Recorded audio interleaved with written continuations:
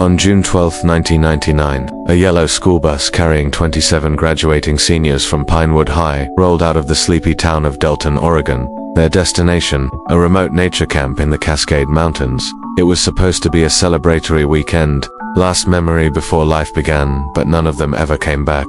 No phone calls, no sightings, no bodies. The only thing ever found was the bus. For 22 years, it sat hidden deep in the trees, covered in moss, swallowed by the forest like a forgotten relic, until one spring day, when it resurfaced, and with it, a mystery, far more chilling than anyone expected. Delton, Oregon. Population 4,500, a blink-and-do-miss-it kind of town. Quiet, safe, surrounded by dense pine forests. A place where everyone knew everyone, and change came slowly if ever. Pinewood High was more than just a school. It was a community hub. Friday night football games, spring musicals, science fairs in the gym. It was where friendships were formed, hearts were broken, and memories were made. In 1999, the graduating class was small but tight-knit. 27 students. Most had grown up together. They weren't just classmates, they were practically family. The trip to Camp Silver Lake was meant to be their day for two-day camping retreat in the Cascade Wilderness. Organized by the students, approved by the school, supervised by one of the most beloved teachers in Delton, Mr. Daniel Harmon, a science teacher with a love for the outdoors. Mr. Harmon had taken dozens of classes on similar trips. He knew the roads, he knew the woods, and the students trusted him. On the morning of June 12th, parents gathered at the school parking lot. Hugs, laughter, last-minute advice. The weather was perfect. Blue skies, fresh mountain air. The yellow bus pulled out at 9:15 a.m. That was the last confirmed sighting of the Pinewood 27. The group was supposed to return Sunday evening. When they didn't, most parents assumed a delay. Maybe they stopped for dinner. Maybe the bus broke down in an area with no signal. But when darkness fell, and there were still no phone calls, concern grew. By Monday morning, panic had taken over. Authorities were notified. A search was launched. Initial focus was placed on the most direct route to Camp Silver Lake, a winding road through the Cascades, filled with narrow passes, dense woods, and unpaved spurs. But no sign of the bus. No tire tracks, no debris, not even a broken branch. Search and rescue teams covered over 100 square miles of rugged terrain. Helicopters scanned from above. K-29 units sniffed trails. Divers explored nearby lakes and rivers. Nothing. It was like the group had simply vanished into thin air. Delton was in shock. In a town where nothing ever happened, the disappearance of 27 teens and a teacher felt like a nightmare. Local media swarmed. National news picked up the story within days. Candlelight vigils were held every night outside Pinewood High. Photographs lined the school gates. Balloons, flowers, letters from classmates, siblings, teachers. The students had been full of life. Emily Vargas, 17, valedictorian, a full ride to Stanford. She loved astronomy. Jason Hall, soccer captain, recovered from an ACL injury just to play his final game. Twins Rachel and Lily Tanaka, artists, one a painter, the other a poet. Marcus and Devon, class clowns, friends since kindergarten. Sarah Green, aspiring journalist. She was documenting the trip for the yearbook. Each story was a light, extinguished. Families clung to hope, but hope was fading fast. Rumors started, fear spread, and slowly, the town changed. People locked their doors. Parents stopped letting their kids walk alone. Delton was no longer safe. It had become a town haunted by absence. Mr. Harmon, once the town's favorite teacher, was now a question mark. He was trusted, beloved, but now, he was gone. And with him, any answers. Was he responsible? Did something happen to him too? Investigators dug into his background.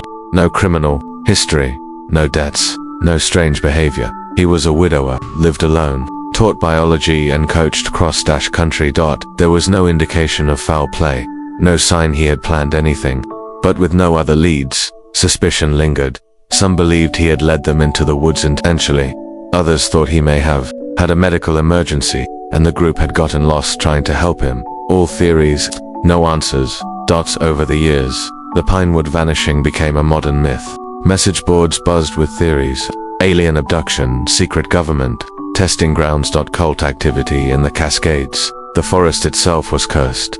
More grounded ideas included the bus crashing into a ravine or sinking into an uncharted lake. None of the 200+ lakes and ravines in the area showed signs. Psychics were consulted. Paranormal investigators visited the site, but nothing came of it. The case went cold. Officially unsolved. Year after year, memorials were held, but no progress.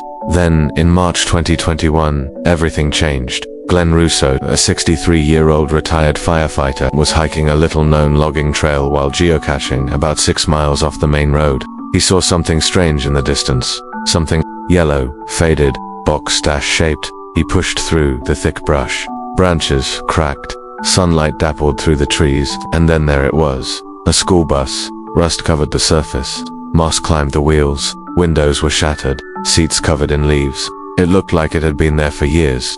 Glenn backed away and called the authorities. Within 48 hours, the area was sealed off. Inside the bus, 27 backpacks, labeled with student names. Mr. Harmon's clipboard, notebooks, sleeping bags, empty snack wrappers, but no bodies, no blood, no signs of struggle, like they had simply stood up and walked away. Hey Bus gave investigators new hope, new evidence, but also new questions. Why was it found so far from the original route? How did no one discover it in 22 years? And most disturbing of all, where did 28 people go? The forest had kept it secret for 2 decades. But now, it had spoken just enough to remind us the story wasn't over. When the bus was found deep in the Oregon wilderness, weathered, empty, and frozen in time, it was like opening a time capsule from a tragedy the town tried to forget. It was supposed to give answers, but it did in single quotes, it only raised more questions. What happened in the hours after the class of '99 disappeared? And how could so many signs point in every direction, but lead nowhere? The bus's discovery in March 2021 reignited both official and amateur investigations. The FBI was called in to take over the case due to the long passage of time and its national implications. First, the forensics team began treating the site as a potential crime scene. Every inch of the bus was photographed, documented, and scanned. Strangely, the vehicle showed no signs of forced entry, blood, or struggle. The emergency exit door was closed but not latched. Personal belongings were found in place, many still sealed in plastic or zipped inside backpacks. Some disturbing details emerged. A pair of hiking boots placed neatly near the front exit. 3 sleeping bags missing. 1 passenger window cracked open. A camcorder found under a seat, but the tape inside was blank, or perhaps erased. It was as if the group had simply disappeared. But to where and why? Among the backpacks was a notebook. Inside were journal entries. Some were random thoughts, teenage memories, inside jokes, but a few pages stood out. They were written by Sarah Green, the aspiring journalist from the senior class. In shaky cursive. Dated June 12, 1999, 9:47 p.m. One entry read: "We're not at Camp Silver Lake. Mr. Harmon said there was a change. He didn't explain. We're somewhere off route. I'm worried. Nobody else seems to be." Another, from the following morning: "Still no cell signal. We hiked a bit, but the forest is so thick. Some of the kids think we're being watched. Probably animals. Harmon is acting weird. He won't let us leave the site." And the final entry: "Something's wrong. I heard someone crying in the woods last night. Not from our group. I'm scared. If we get back, if anyone finds this, why we came here. We didn't choose this place." The pages were damp, but intact. Their authenticity was verified. The ink was dated. This was real. The next mystery: how did the bus get there?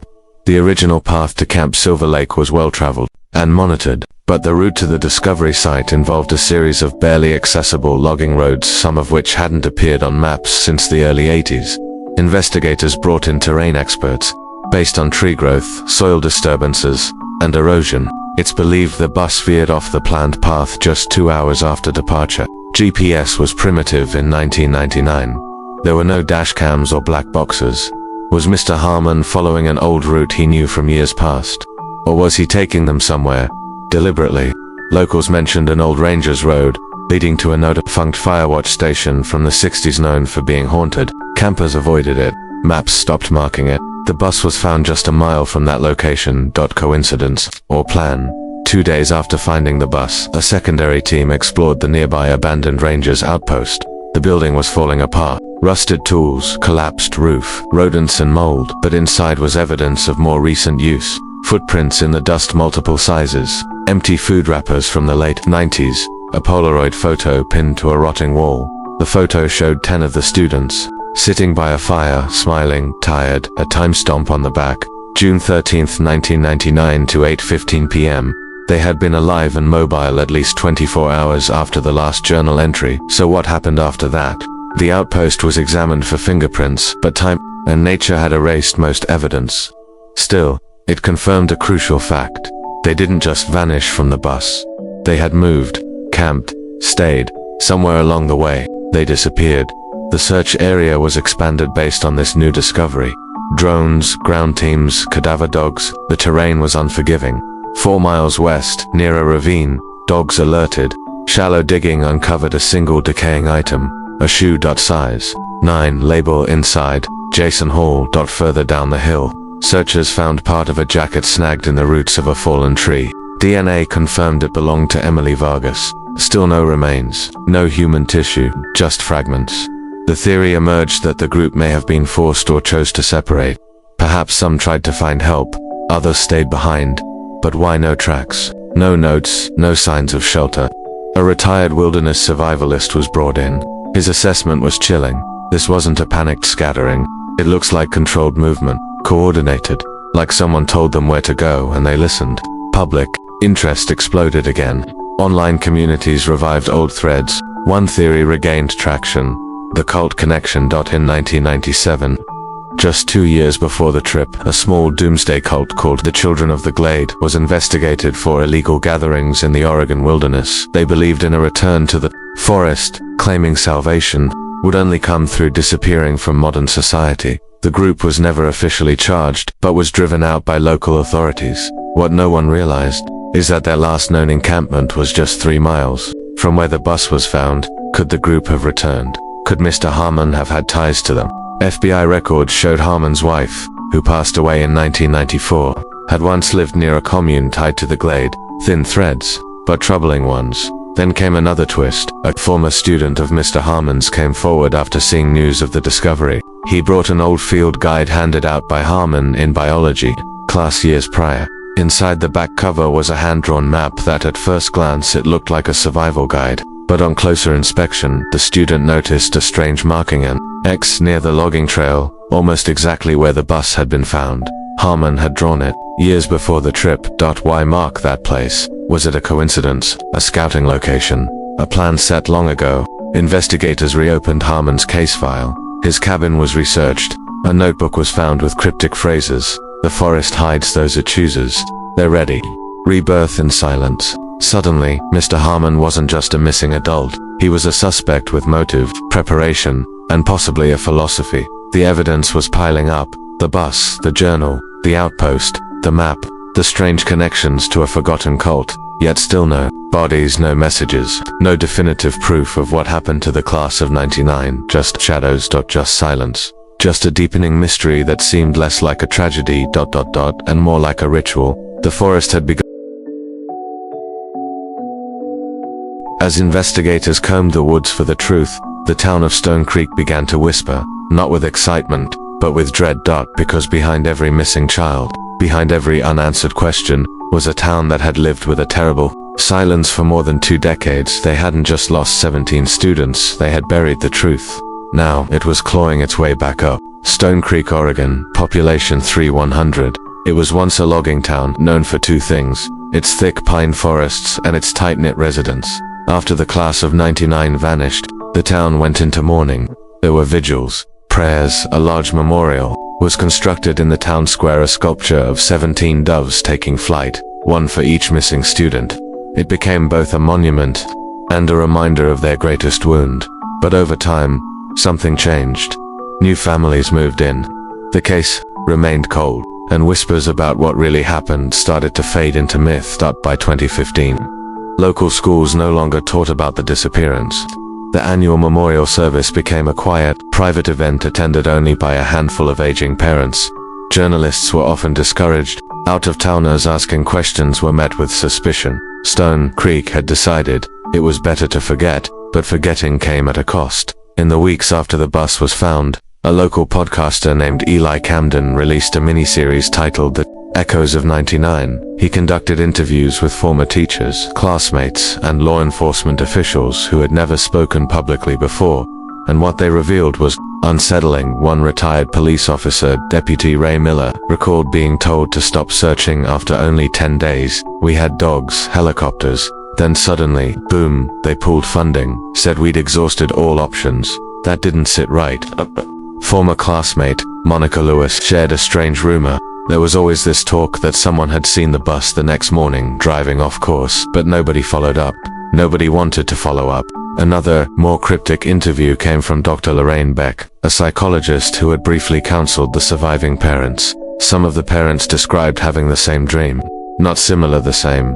A forest, a circle of fire, children standing silently, watching. She paused before adding, "I stopped asking questions, and so did everyone else." A major breakthrough came from an unlikely source.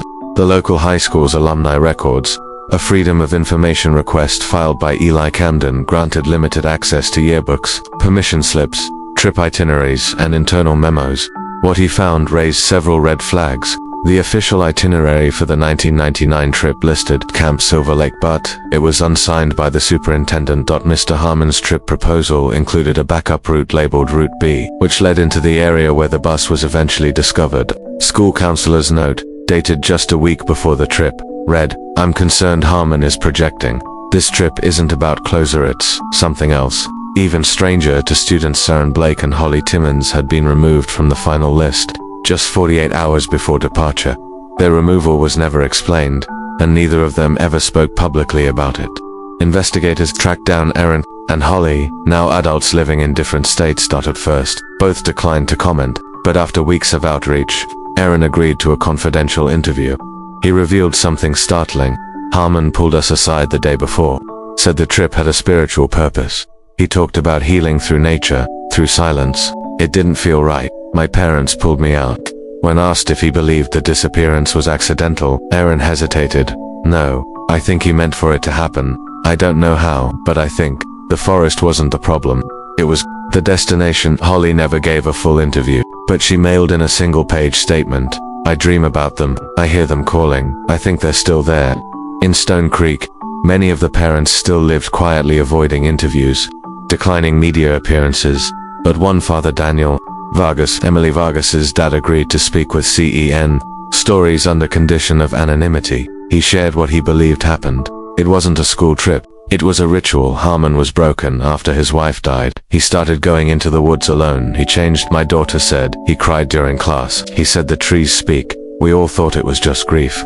Daniel believed Harmon convinced the students to take part in something larger than a camping trip, something irreversible. He also claimed to have received a letter in 2004, no return address, just a single line, "They are not lost, they are chosen." He never showed the letter to police. He buried it, just like the town buried the truth. In researching the town's history, investigators stumbled upon a faded newspaper clipping from 1922. Local children participate in solstice ceremony at Forest's Edge, a tradition of the old pines, fire, song, and silence. The article described an annual event held by early settlers of Stone Creek. It was called the Day of Returning. Each year, children between the ages of 16 and 18 would spend one night alone in the woods. No lights, no contact, only their thoughts. It was meant to symbolize transition into adulthood, a rebirth. The practice was banned in 1953 after a child went missing, but remnants of the rituals still existed in folklore, in stories passed down by grandparents. Some believe Harmon was trying to revive it. Others say he never stopped believing in it. When asked what he believed the town of Stone Creek was hiding, podcaster Eli Camden said this, "I think they knew the trip wasn't right. Maybe not all of them, but enough. Enough to turn away. Enough to stop asking questions. Because when something horrible happens, you either face it, or you fold it up, lock it away, and pretend it never existed." That's what Stone Creek did. For 22 years. After his podcast aired, Eli received a voicemail from an unknown number. "Stop digging. Some stories are not meant to be told. Let the forest keep its dead." He shared the audio with the FBI. They traced it to a land owned by a now abandoned church just outside of town. The church's name, the Pines of the Returning. The return begins as the veil lifted over Stone Creek. So did the fear. The truth wasn't buried. It was alive in the woods, in the whispers, in the silence of the people who lived through it and never spoke. But now, with each clue uncovered, the class of '99 was coming back into focus, not just as victims, but as participants in something far older, far darker, and far from over. As investigators combed the woods for the truth, the town of Stone Creek began to whisper, not with excitement, but with dread. Because behind every missing child, behind every unanswered question, was a town that had lived with a terrible silence for more than 2 decades. They hadn't just lost 17 students, they had buried the truth. Now, it was clawing its way back up. Stone Creek, Oregon, population 3,100. It was once a logging town, known for 2 things: its thick pine forests and its tight-knit residents. After the class of '99 vanished, the town went into mourning. There were vigils, prayers, a large memorial was constructed in the town square, a sculpture of 17 doves taking flight, one for each missing student. It became both a monument and a reminder of their greatest wound. But over time, something changed. New families moved in. The case remained cold, and whispers about what really happened started to fade into myth. By 2015, local schools no longer taught about the disappearance. The annual memorial service became a quiet, private event attended only by a handful of aging parents. Journalists were often discouraged. Out-of-towners asking questions were met with suspicion. Stone Creek had decided it was better to forget, but forgetting came at a cost. In the weeks after the bus was found, a local podcaster named Eli Camden released a miniseries titled The Echoes of '99. He conducted interviews with former teachers, classmates, and law enforcement officials who had never spoken publicly before, and what they revealed was unsettling. One retired police officer, Deputy Ray Miller, recalled being told to stop searching after only 10 days. "We had dogs, helicopters. Then suddenly, boom, they pulled funding, said we'd exhausted all options. That didn't sit right." Former classmate, Monica Lewis, shared a strange rumor. There was always this talk that someone had seen the bus the next morning driving off course, but nobody followed up. Nobody wanted to follow up. Another, more cryptic interview came from Dr. Lorraine Beck, a psychologist who had briefly counseled the surviving parents. Some of the parents described having the same dream. Not similar, the same. A forest, a circle of fire, children standing silently, watching. She paused before adding, "I stopped asking questions, and so did everyone else." A major breakthrough came from an unlikely source: the local high school's alumni records. A Freedom of Information request filed by Eli Camden granted limited access to yearbooks, permission slips, trip itineraries, and internal memos. What he found raised several red flags. The official itinerary for the 1999 trip listed Camp Silver Lake, but it was unsigned by the superintendent. Mr. Harmon's trip proposal included a backup route labeled Route B, which led into the area where the bus was eventually discovered. School counselor's note, dated just a week before the trip, read, "I'm concerned Harmon is projecting. This trip isn't about closure, it's something else." Even stranger to students, Saren Blake and Holly Timmons had been removed from the final list just 48 hours before departure. Their removal was never explained, and neither of them ever spoke publicly about it. Investigators tracked down Erin and Holly, now adults living in different states. At first, both declined to comment, but after weeks of outreach, Erin agreed to a confidential interview. He revealed something startling. "Harmon pulled us aside the day before, said the trip had a spiritual purpose. He talked about healing through nature, through silence. It didn't feel right. My parents pulled me out." When asked if he believed the disappearance was accidental, Erin hesitated. "No, I think he meant for it to happen. I don't know how, but I think the forest wasn't the problem. It was the destination." Holly never gave a full interview, but she mailed in a single-page statement. "I dream about them. I hear them calling. I think they're still there." In Stone Creek, many of the parents still lived quietly, avoiding interviews, declining media appearances. But one father, Daniel Vargas, Emily Vargas's dad, agreed to speak with CEN Stories under condition of anonymity. He shared what he believed happened. It wasn't a school trip. It was a ritual. Harmon was broken after his wife died. He started going into the woods alone. He changed, my daughter said. He cried during class. He said the trees speak. We all thought it was just grief.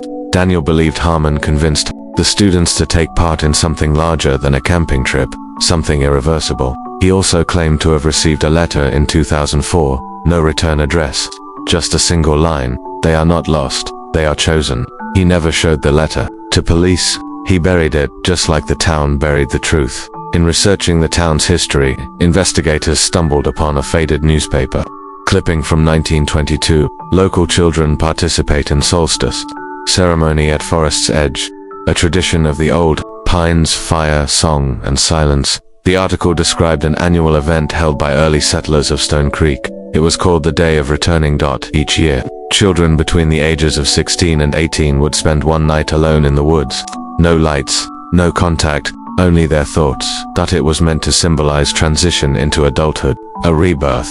The practice was banned in 1953 after a child went missing, but remnants of the rituals still existed in folklore, in stories passed down by grandparents. Some believe Harmon was trying to revive it. Others say he never stopped believing in it. When asked what he believed the town of Stone Creek was hiding, podcaster Eli Camden said this: "I think they knew the trip wasn't right. Maybe not all of them, but enough. Enough to turn away. Enough to stop asking questions. Because when something horrible happens, you either face it, or you fold it up, lock it away, and pretend it never existed." That's what Stone Creek did.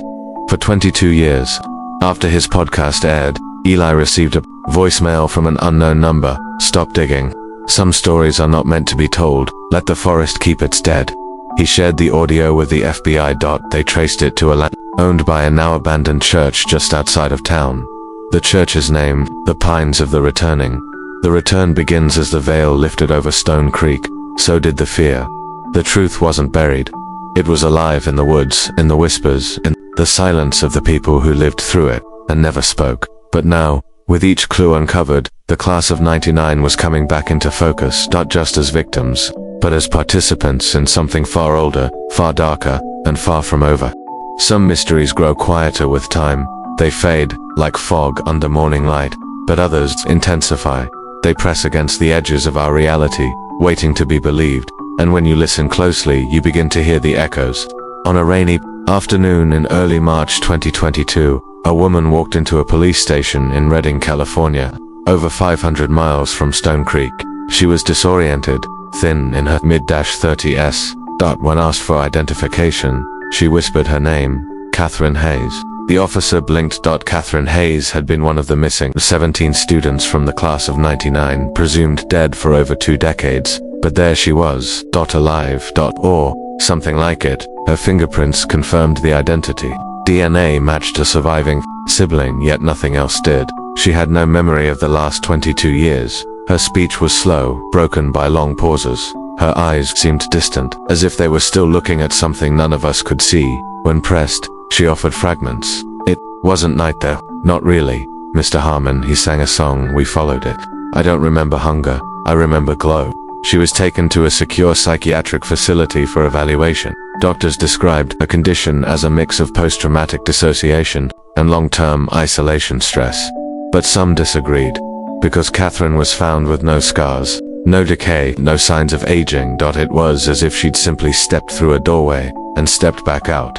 Catherine's reappearance sent shockwaves through the state. For the first time in over 2 decades, Oregon officials declared the class of '99 investigation active once more. Search teams returned to the shaded vale. They brought drones, heat mapping equipment, and geo-locators. But the forest resisted them. Drones lost signal within minutes. GPS devices malfunctioned. One team even reported hearing voices in the canopy whispers that mirrored the names of the missing. Journalists were quick to speculate. One independent outlet dubbed it the Vale phenomenon. Was the forest manipulating electronics? Or was it something else, something psychological? Either way, the searches yielded nothing new. No new evidence. No other survivors, except a single new carving. At the base of a Douglas fir, a fresh etching appeared. She remembers, experts confirmed. The carving wasn't there just weeks prior. The bark hadn't even healed. Who left it? And what did it mean? In May 2022, an anonymous YouTube account uploaded a series of 4 audio clips. Each was titled by date: June 9th, 1999, June 11th, 1999, June 12th, 1999, June 13th, 1999. The voices were faint, the static heavy. But after filtering by audio experts, chilling fragments emerged. Child's voice: "They said we'd glow after the last fire." Harmon: circle, step, breathe. "Let the river name you." Female voice: "I saw her. She wasn't afraid. She opened the door." The final clip ended with a single sound, a bell, distant, then silence. Attempts to trace the uploader failed. The account vanished hours later, but internet sleuths quickly matched the audio. environment to tree frog species only found in the shaded vale. It was real, and if the dates were true, it captured the students just days before they vanished. In the summer of 2023, a documentarian named Eliza Kern went off-grid to create a film about unsolved wilderness disappearances. While filming drone shots deep near the southern edge of the vale, she encountered a man living in an abandoned ranger cabin. His name was Marvin Delt. Former Forest Service tech, disappeared from records in 2002. He agreed to an interview under the condition that his face not be shown. Here's part of what he said. "You think they died? That's what everyone says. But I saw it. Not death. Transition. There was a glow like sunlight under the ground. And the music flutes. Maybe it was beautiful. It wasn't evil. Just ancient." She walked back through it. The girl, Catherine. That should be impossible. But it happened. Marvin claimed there were rules of the forest. That most people couldn't hear them, but some could. Some always had. When asked how he survived out there for years, he answered, "I listened, and I never stepped into a circle." Shortly after Eliza's film teaser released, a startling coincidence emerged. 3 children from 3 different US states ages 10 to 12 were reportedly found sleepwalking deep into forests near their homes. Each had no memory of doing so, but all 3, when shown pictures of the class of '99, pointed to the same student. "She was there," she sang to me. She said not to be afraid. The student they identified, Catherine Hayes. Paranormal experts speculated on a psychic imprint, a bleed-through of whatever realm the students had entered. Skeptics called it mass hysteria triggered by internet conspiracy, but the overlap was disturbing, and the coincidences didn't stop. Satellite imaging analysts at a university in Canada, studying climate patterns, stumbled upon a strange anomaly. Over the past 40 years, growth rings in red pine trees near the vale showed synchronized stunted growth every 11 years. 1977-1988-199-920-102021. No known environmental factor could explain it. A geobiologist named Dr. Elana Ruiz went further. These rings don't just indicate stress, they pulse like the trees are responding to a rhythm. Was the forest experiencing events on a hidden timer, a cycle of transition? And if so, when would the next one occur? Some theorized 2032, but others believed it was already beginning. Late 2023, a field team buried seismic sensors near the bus site, hoping to record Earth vibrations during seasonal shifts. What they captured, however, wasn't seismic, it was tonal. Low-frequency hums, harmonic patterns, some repeating, others forming what appeared to be chords. When translated into musical notation, they resembled ancient Gregorian chant scales. One composer who reviewed the data said, "This isn't random, it's music, it's invitation." Forensic linguists began comparing it to known tonal languages and spirit-calling traditions from Siberia and Lapland. Nothing was conclusive, but something was singing beneath the trees, and the song was getting louder. The Vale Awakens. The return of Catherine was never the end. It was the catalyst. Now with the Vale active again, strange events are blooming across the continent. Children dream of light in the roots. The earth hums a forgotten melody, and time itself seems to ripple. Something is stirring in the forest, and whether it's returning or awakening, one thing is clear: the class of '99 were never just lost. They were part of something greater, and now that something is reaching out. There comes a moment when a mystery is no longer content being a question, that it begins to take form, rooting itself into reality, branching into truth, until even silence has a shape. We are no longer asking what happened to the class of '99, we are asking what they became. In December 2023, a former Stone Creek High School janitor, now elderly and living in assisted care, passed away quietly. Among his belongings was a weathered storage key and a cryptic note: "You'll find answers where the school hides its shame." The key belonged to a maintenance storage room under the school gymnasium. When investigators accessed the hidden space, they found boxes of archived materials sealed since 2000. Among them, counseling records of students involved in the trip, private communications between Harmon and a secretive organization named the Astral Fold, a strange handwritten ledger labeled "Voices Heard Before Departure." Within that ledger were 17 pages each, listing a student, with 2 columns, voice heard and symbol drawn. Every page included a unique hand-drawn symbol, symbols resembling ancient Norse runes, tribal sigils, and astronomical glyphs. But what were they for? The final entry, dated June 12, 1999, read, "All marked, all heard, already, Harmon has sung." The gate breathes. It was no longer just a missing persons case, it was a right. In early January 2024, Catherine Hayes, under 24/7's observation, began speaking again. Not in full sentences, but in phrases. Each night she spoke aloud a different word or phrase in an unknown language. Linguists attempted translation. Nothing matched, but on the 17th night, she uttered something chilling in English. We didn't vanish, we shed. Her vital signs would spike during these episodes, pulse racing, brainwaves lighting up in the temporal lobe. One night, she stood up suddenly and placed her hands against the padded wall. There she began tracing the same 17 symbols found in the ledger. The doctors couldn't explain it. She had never seen those records, and yet, she drew them with perfect precision. Investigators dove deep into the mysterious group.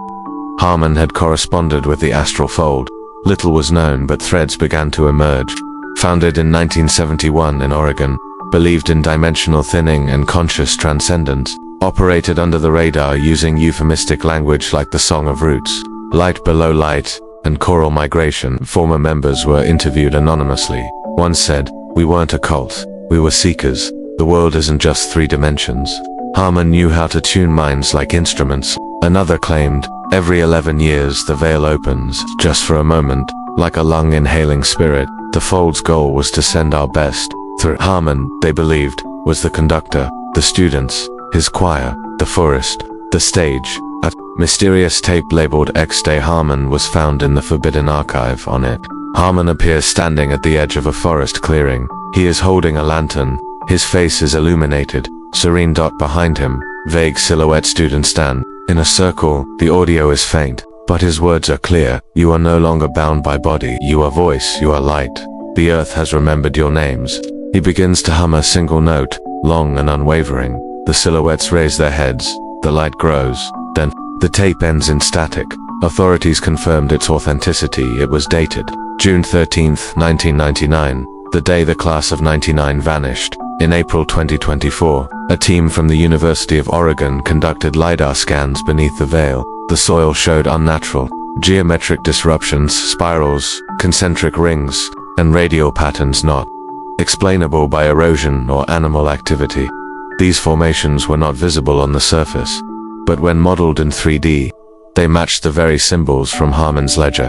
How did the forest embed these patterns beneath its roots? One theory suggests resonance, that vibrations from the Chantrapita collective could have encoded geometric patterns into the land itself. Resonance, like cymatics, the science of visualizing sound in sand or water, had Harmon's song quite literally shaped the earth. Dr. Elana Ruiz, the geobiologist tracking the forest's cycles, published a paper titled Root Light, Subterranean Bioluminescence as a Vector of Dimensional Thinning. She proposed that under rare cosmic alignments, specific minerals in the veil's soil emit trace photonic signals. To the human eye, they appear as subtle glowing mist, but to the brain, they act as a stimulant for altered states of consciousness. When paired with tonal vibrations and group psychogenic suggestion as orchestrated by Harmon, she believes a form of collective cognitive detachment occurred. Essentially, they didn't just vanish. Their minds detached first. Their bodies may have followed. Her work was dismissed by many, but some in the scientific fringe supported her, especially after Catherine whispered, "One evening the roots were stars. We followed them down."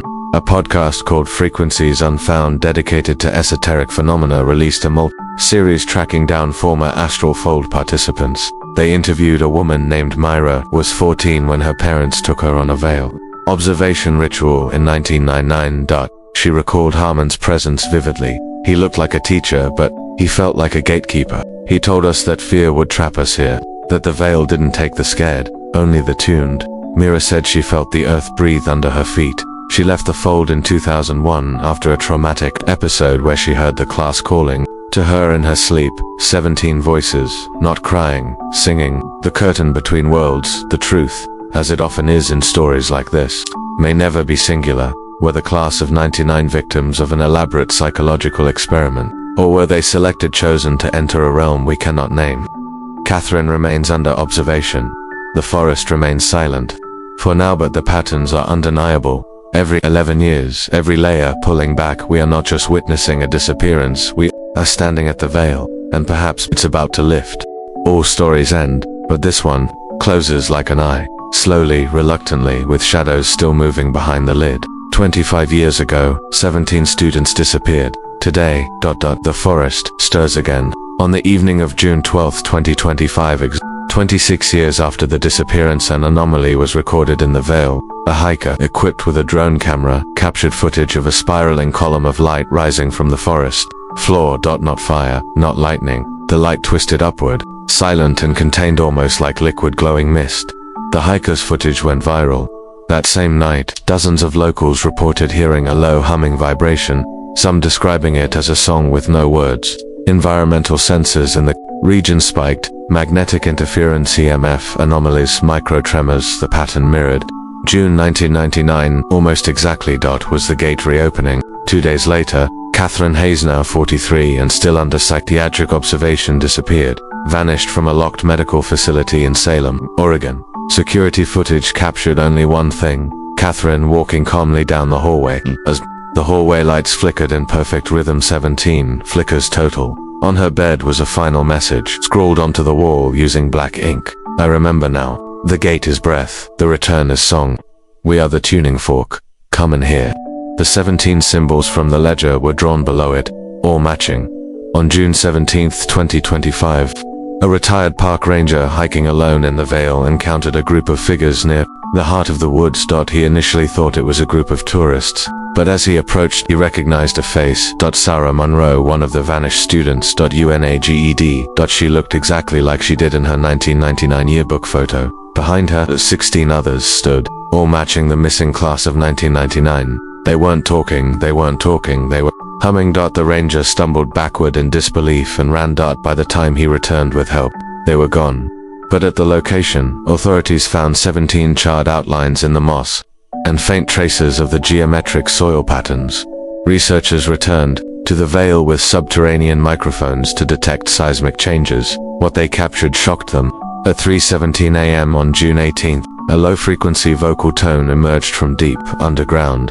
Spectral analysis revealed that it wasn't noise, it was music, a sustained harmonic tone, 17 overlapping frequencies, each corresponding to human vocal ranges. The sound was not mechanical, not geological, it was human. This was now no longer folklore, it was measurable. In late June, a local historian named Helen Griggs uncovered a second ledger buried beneath the old schoolhouse. This one wasn't authored by Harmon, it was older, dated June 1887. The cover read, "Those who sung before." Inside, the same 17 symbols, the same voice heard. Columns. 17 names. None matching the 1999 students, but one stood out. Edwin Harmon. The same surname. Was Harmon a descendant of a previous conductor? Was this a cycle repeating across generations? If the gate opens every 11 years, then 188,718,981,909 and 1999, we're not witnessing an isolated incident, we're witnessing a recurring ritual. An independent researcher, Julian Okabe, published a controversial theory titled The Choir Convergence, Harmonic Ascension Through Collective Dissonance. He argued that the Vale serves as a conductor's chamber, natural amplifier where minds and sound synchronize to reach dimensional thresholds. He believed that Harmon was trained through generational knowledge. The class of 99 was selected for vocal harmonic compatibility.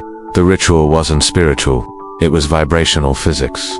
According to Okabe, when 17 minds hum in precisely tuned frequencies, matched to the forest's natural resonance, it opens a vibrational doorway, a frequency gap. They don't vanish, they pass through. His theory was mocked in scientific circles until the vocal frequencies from June 18 matched his model. On July 1, 2025, a private satellite scanning the Oregon region detected an anomalous burst of heat and light deep within the Vale. It lasted 17 seconds. 2 days later, Catherine Hayes' childhood home received an envelope, no return address, no fingerprints. Instead a photo. The photo showed the entire class of 99, standing in a forest. Clearing. All smiling. All facing the camera. Behind them, a swirl of light almost like a portal caught mid-shimmer. Written on the back of the photo, "We are not gone. We are not lost. We are tuned. Wait for the next verse." The curtain falls. The vanishing of the class of 1999 will never be solved in the way we expect, because it was never a question of crime, but of convergence. They were the note, the Vale was the string, Harmon was the hand that plucked, and now the song continues. If you ever hear it low humming, rising from the earth, don't follow it, don't sing back, because the veil is listening. After the final note fades, silence doesn't return. It waits, breathes, listens. The veil has since been declared a protected zone, fenced, watched, but not for conservation, for containment. Armed patrols report hearing whispers just before dawn. One ranger swears he saw his own teenage reflection in a puddle near the old school site. Buddies 56.podcasts forums, even government leaks now orbit one question: was this a portal to somewhere else, or a portal to what's next? Because in 2036, 11 years from now, the alignment returns, and the 17 symbols, they've been found etched inside an abandoned missile silo in Montana, and on a cave wall in Iceland. This is no longer just a local legend, it's a global pattern. The class of '99 didn't vanish. They became the first verse. The melody has only begun. When the forest hums again, will you listen, or will you cover your ears and pray it's not your name? In the next ledger,